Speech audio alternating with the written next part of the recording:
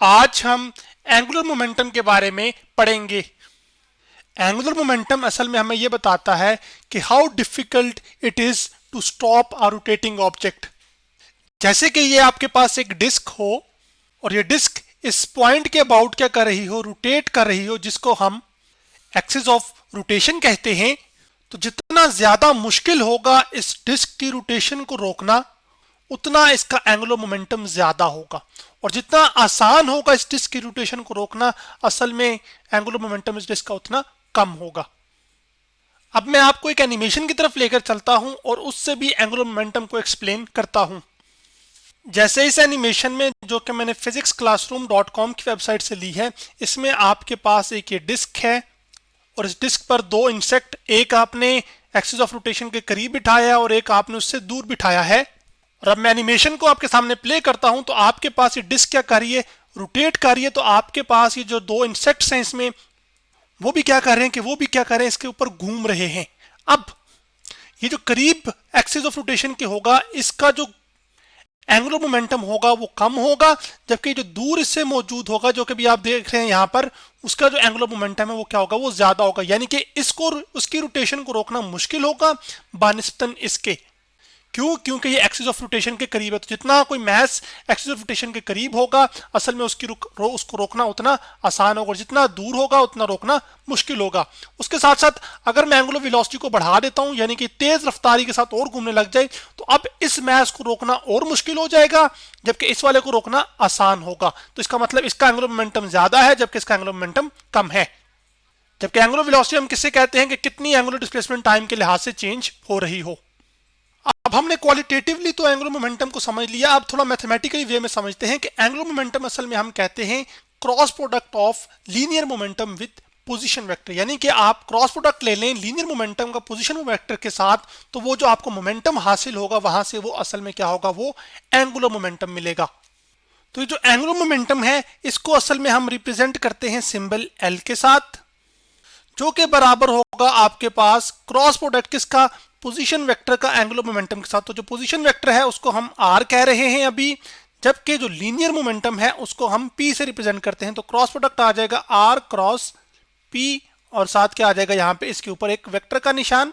और cross product एक ऐसा अंदाज है दो वेक्टर्स का प्रोडक्ट लेने का, जिसमें जो रिजल्टेंट वेक्टर आता है वो भी क्या होता है, वो एक वेक्टर होता है। तो एंगुलर मोमेंटम जो है वो भी आपके पास क्या है, एक वेक्टर है, यानी कि इसकी एक मैग्नीट्यूड होगी, उसके साथ साथ डायरेक्शन होगी। अब इस चीज को हम एक पिक्टोरियल वे के अंदर अंडरस्टैंड करते हैं।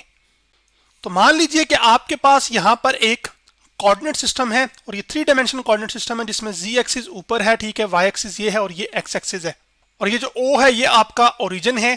और ओरिजिन से कुछ फासले पर आपके पास एक ये पार्टिकल है जिसका जो मैस है वो m है, और वो ओरिजिन से जो फासले से दूर है वो फासला हम कह रहे हैं कि वो r है, जो कि पोजीशन वेक्टर है उसका।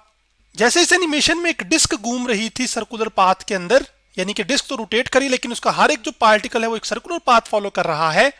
तो भी समझने के लिए हम ये मान लेते हैं कि हमारा ये जो पार्टिकल है ये भी क्या कर रहा है, ये असल में क्या कर रहा है, एक सर्कुलर पाथ फॉलो कर रहा है, यानी कि मूव कर रहा है सर्कुलर पाथ के अंदर इस पॉइंट के लिहाज से।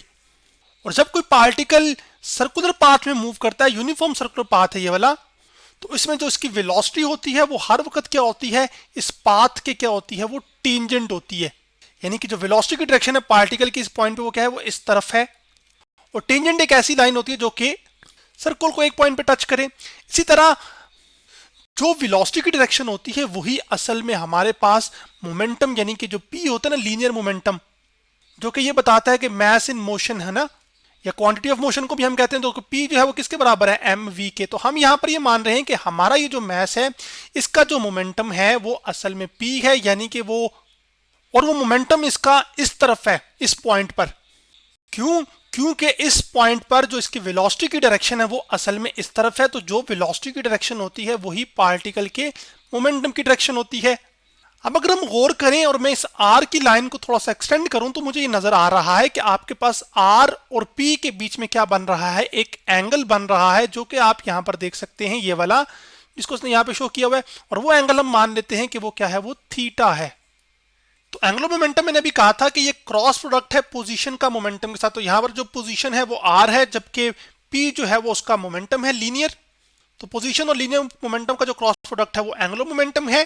तो जब हम क्रॉस प्रोडक्ट को खत्म करते हैं तो हमारे पास असल में आ जाता है r p sine of theta. तो जब भी हम क्रॉस प्रोडक्ट को खत्म करेंगे तो हमेशा क्या आएगा, पोजीशन वेक्टर का मैग्नीट्यूड, लीनियर मोमेंटम का मैग्नीट्यूड और साइन थीटा, और थीटा ये वो एंगल है जो कि आर और पी के बीच में बन रहा है।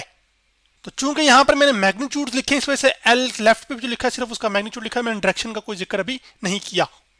अब फॉर एग्जांपल हम इस पार्टिकल को मॉडल करते हैं इस तरह से, जिसमें ये जो पार्टिकल है हमारे पास ये इस लाइन के अबाउट, ये असल में इस पॉइंट के अबाउट क्या कर रहा है, घूम रहा है सर्कुलर पाथ में। तो इससे यहां से लेकर यहां तक का जो फासला है वो क्या है, वो आर है, जबकि जो वेलोसिटी की डायरेक्शन है वो इसकी असल में ये है। तो जो वेलोसिटी की डायरेक्शन है वही असल में क्या होती है, मोमेंटम की डायरेक्शन होती है। तो जब खाली सर्कुलर मोशन कर रहा होगा परफॉर्म एक पार्टिकल जिसका मास m होगा, तो आप ये देख रहे होंगे कि जो मोमेंटम और वेलोसिटी के दरमियान एंगल बन रहा है वो एक्चुअली क्या है, 90 डिग्री का, क्योंकि ये दो लाइंस एक दूसरे के परपेंडिकुलर हैं। तो अब जब r परपेंडिकुलर होगा आपके पास, परपेंडिकुलर के लिए हम ये उल्टा t का साइन यूज करते हैं, r जब p के परपेंडिकुलर होगा तो जो थीटा बनेगा वो एक्चुअली आपके पास क्या होगा, वो 90 डिग्री होगा। तो आपके पास जो एंगुलर मोमेंटम की हमारे पास यहां पर वैल्यू आ जाएगी वो आ जाएगी L is equal to r p और साइन, जबकि थीटा की जगह हम क्या पुट कर देंगे 90, जबकि साइन 90 की हम अगर वैल्यू निकालें तो वो हमारे पास आ जाएगी 1। तो L किसके इक्वल आ जाएगा, आर पी के। जैसे कैलकुलेटर पर मैं आपको करके भी दिखा देता हूं, मैं 90 लिखता हूं, ट्रिग्नोमेट्री पे जाता हूं, यहां पे साइन करता हूं, तो जवाब क्या आ गया 1। तो थ्रू आउट द मोशन जब ये सर्कुलर मोशन पार्टिकल परफॉर्म कर रहा होगा तो हर पॉइंट पर आपके पास क्या होगा, जैसे इधर मैं अगर सिनेरियो डिस्कस करूं, इसमें आर इस तरफ होगा, जबकि मोमेंटम और वेलोसिटी की डायरेक्शन क्या होगी, वो इस तरफ होगी। लीनियर मोमेंटम की मैं बात कर रहा हूं, तो यहां पर भी एंगल क्या होगा, वो 90 डिग्री होगा। यानी कि throughout the circular motion r और पी के बीच में एंगल क्या होगा, वो 90 डिग्री होगा, जिसकी वजह से जो एंगुलर मोमेंटम का मैग्नीट्यूड है सर्कुलर मोशन के अंदर, और ऐसी सर्कुलर मोशन जो कि यूनिफॉर्म सर्कुलर मोशन हो, जिसमें जो पार्टिकल की स्पीड तो चेंज, स्पीड का मैग्नीट्यूड तो चेंज ना हो, लेकिन सिर्फ उसकी डायरेक्शन क्या हो रही हो, बदल रही हो। जैसे कि यहाँ पे डायरेक्शन इस तरफ है, इस पॉइंट पे इस तरफ है, यानी कि स्पीड का नंबर जो है ना, जैसे 10 15 वो तब्दील ना हो रहा हो, लेकिन डायरेक्शन मुसलसल बदल रही हो सर्कुलर मोशन के अंदर। तो ऐसी मोशन को हम असल में यूनिफॉर्म सर्कुलर मोशन कहते हैं। यूनिफॉर्म सर्कुलर मोशन के अंदर आर हमेशा परपेंडिकुलर होगा पी के, तो एंगुलर मोमेंटम आपके पास हमेशा क्या आएगा, वो मैक्सिमम आएगा। अब ये मैक्सिमम मैं क्यों कह रहा हूं, वो इस वजह से क्योंकि साइन का जो एंगल है जो कि साइन थीटा होता है आपके पास, उसकी जो मैं यहां पे लिख भी देता हूं साइन थीटा, इसकी खास बात ये होती है कि इसमें आप कोई भी एंगल पुट करें, पॉजिटिव 100 पुट करें या पॉजिटिव 1000 पुट करें, कुछ भी एंगल पुट करें, इसकी जो मैक्सिमम वैल्यू आंसर आएगा ना वो 1 होगा, जबकि जो मिनिमम आंसर आएगा वो यानी कि कम से कम क्या आ सकता है, वो -1 आ सकता है। तो इस वजह से मैं कह रहा हूं कि आपके पास जब जब आर और पी परपेंडिकुलर होंगे एंगल 90 डिग्री होगा और साइन 91 होता है, इस वजह से एंगुलर मोमेंटम क्या होगा, वो मैक्सिमम होगा। अब आप ये आपके जहन में ये सवाल आ सकता है कि एंगुलर मोमेंटम जीरो कब हो सकता है, वो तब जीरो हो सकता है जब आपके पास फॉर एग्जांपल पोजीशन वेक्टर भी जिस तरफ यानी कि इस तरफ हो, जैसे कि मैं इसको आर बता रहा हूं, ठीक है, और उसके साथ साथ जो लीनियर मोमेंटम यानी कि पी है वो भी क्या हो, वो इस तरफ हो।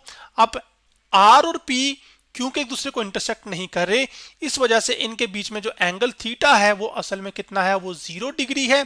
जब एंगल 0 डिग्री होगा तो साइन थीटा की जगह आप साइन 0 पुट करेंगे।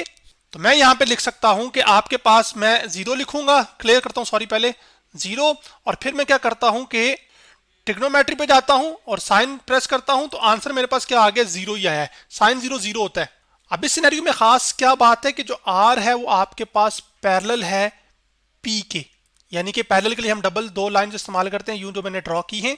तो जब आर पैरेलल होगा पी के, यानी कि एंगल उनके बीच में क्या होगा, थीटा जो है वो 0 डिग्री होगा, तो आपके पास जो एंगुलर मोमेंटम एल है जो कि असल में आया था आर पी साइन थीटा, तो थीटा की जगह आपने जब 0 पुट किया तो आंसर आपके पास क्या आया था, 0, तो इसका आंसर क्या आ जाएगा, 0 आ जाएगा। और जब एंगुलर मोमेंटम 0 होगा तो हम यूं भी कह सकते हैं कि उस पार्टिकल में कोई रोटेशन अभी है ही नहीं। अभी जो एंगुलर मोमेंटम के हमें form L is equal to r p sine theta हासिल हुई है, इसको हम थोड़ा सा और सिंप्लीफाई करके भी लिख सकते हैं, और वो सिंप्लीफाइड फॉर्म आपको बार बार नजर आएगी। L is equal to r p sine theta है। अभी जो P है ये आपके पास क्या है, मोमेंटम है, और मोमेंटम भी कैसा, लीनियर मोमेंटम, जो कि हम मास इन मोशन को कहते हैं। तो L आ जाएगा R और p की वैल्यू हमने देखी थी वो क्या थी, वो mv थी। तो मैं p को पहले लिख लेता हूँ उसकी वैल्यू को, तो mv आ जाएगा यहाँ पर, और साथ क्या आ जाएगा r, और साथ ही यहाँ पर आ जाएगा साइन थीटा। तो आपको अक्सर और बेशतर इस तरह की मैथमेटिकल फॉर्म भी देखने को मिलेगी एंगुलर मोमेंटम के लिए, तो उससे घबराना नहीं है, ये भी इक्वली ट्रू है। चलें अब हम आगे बढ़ते हैं और एंगुलर मोमेंटम का यूनिट भी डिटरमिन करते हैं। तो एंगुलर मोमेंटम मैंने कहा था कि आपके पास होता है L into r cross p. R तो पोजीशन है, और पोजीशन का यूनिट क्या होता है, कोई फासला ही है ना, तो क्या हो गया, मीटर में मेजर होगी। जबकि मोमेंटम किसके बराबर होता है, mv, जो कि p जो है वो लीनियर मोमेंटम है। तो मास का यूनिट क्या होता है, किलोग्राम। जबकि वेलोसिटी का यूनिट क्या होता है, मीटर पर सेकंड। तो मैं इस इक्वेशन को यूं लिख सकता हूं। अब थोड़ा सा अगर मैं अरेंज कर लूं तो किलोग्राम पहले लिख लूंगा, ठीक है, फिर ये मीटर इस मीटर से मल्टीप्लाई होकर क्या हो जाएगा, मीटर का स्क्वायर, और साथ क्या आ जाएगा, पर सेकंड। तो यूं एंगुलर मोमेंटम का यूनिट आ गया किलोग्राम मीटर स्क्वायर पर सेकंड। अब एंगुलर मोमेंटम का हम सिंप्लीफाइड जो एक्सप्रेशन है उसकी तरफ अगर वापस जाएं, तो जो एल था वो हमारे पास आ रहा था mvr साइन थीटा, यानी कि जितना ज्यादा मास बढ़ेगा एंगुलर मोमेंटम भी फिर क्या होगा, वो बढ़ेगा, क्योंकि एल हमें नजर आ रहा है कि वो डायरेक्टली प्रोपोर्शनल है एम के। तो एम के इंक्रीज करने से एंगुलर मोमेंटम क्या होगा, वो इंक्रीज होगा। यानी कि हैवियर मास जब रोटेट कर रहा होगा तो उसको रोकना बानिस्बतन लाइटर मास के मुश्किल होगा, जब आपने वी आर और एंगल को चेंज नहीं कर रहे।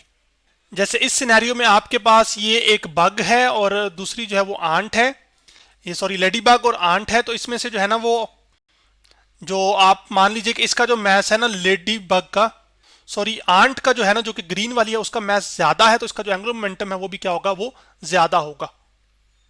इसी तरह जो पार्टिकल या जो ऑब्जेक्ट लार्जर रेडियस पे रिवॉल्व कर रहा होगा, यानी कि जिसके लिए आर ज्यादा होगा आपके पास, उसके लिए एंगुलर मोमेंटम भी फिर क्या हो जाएगा, वो ज्यादा हो जाएगा। जैसे इसमें जो ग्रीन वाली है वो आपके पास एंट है, वो क्या कर रही है कि वो ज्यादा लार्जर रेडियस पे इस पॉइंट के लिहाज से रिवॉल्व कर रही है, इस वजह से इसका जो एंगुलर मोमेंटम है इसके बनिस्बत क्या है, वो ज्यादा है। क्यों, क्योंकि इसको रोकना मुश्किल होगा, जबकि इसको रोकना बनिस्बत आसान होगा। दूसरा ये कि एक्सिस ऑफ रोटेशन के या पिवट पॉइंट के करीब है, जबकि ये पिवट पॉइंट से दूर है। तीसरा ये कि जिस पार्टिकल की वेलोसिटी जितनी ज्यादा होगी उसका एंगुलर मोमेंटम भी क्या होगा, उतना ही ज्यादा होगा।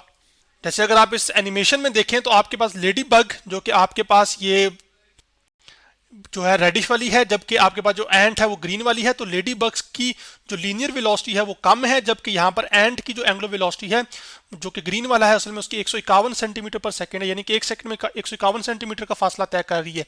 जबकि जो लीनियर वेलोसिटी वाला है, जो लेडी बग वाला, वो उसकी 51 सेंटीमीटर पर सेकंड, यानी कि 51 सेंटीमीटर का फासला एक सेकंड में कवर हो रहा है। तो यूं जो लेडी बग की आपके पास, सॉरी जो एंट है आपके पास, उसकी लीनियर वेलोसिटी क्या है, वो ज्यादा है, जबकि इस लेडी बग की लीनियर वेलोसिटी क्या है, कम है। तो इस वजह से इसका एंगुलर मोमेंटम क्या होगा, कम। जबकि जो लेडी बग होगी, सॉरी जो आंट होगी, उसका चूंकि लीनियर वेलोसिटी ज्यादा है, इस वजह से उसका एंगुलर मोमेंटम भी क्या होगा, वो ज्यादा होगा। अब हम आगे बढ़ते हैं और इस चीज को डिस्कस करते हैं कि जो एंगुलर मोमेंटम है, चूंकि एक वेक्टर क्वांटिटी है, क्योंकि ये क्रॉस प्रोडक्ट है दो वेक्टर्स का, इस वजह से एक वेक्टर क्वांटिटी है, तो मैग्नीट्यूड होने के साथ इसकी डायरेक्शन है। तो डायरेक्शन को हम कैसे मालूम करेंगे, तो एंगुलर मोमेंटम की डायरेक्शन को मालूम करने के लिए हम राइट हैंड रूल का इस्तेमाल करते हैं।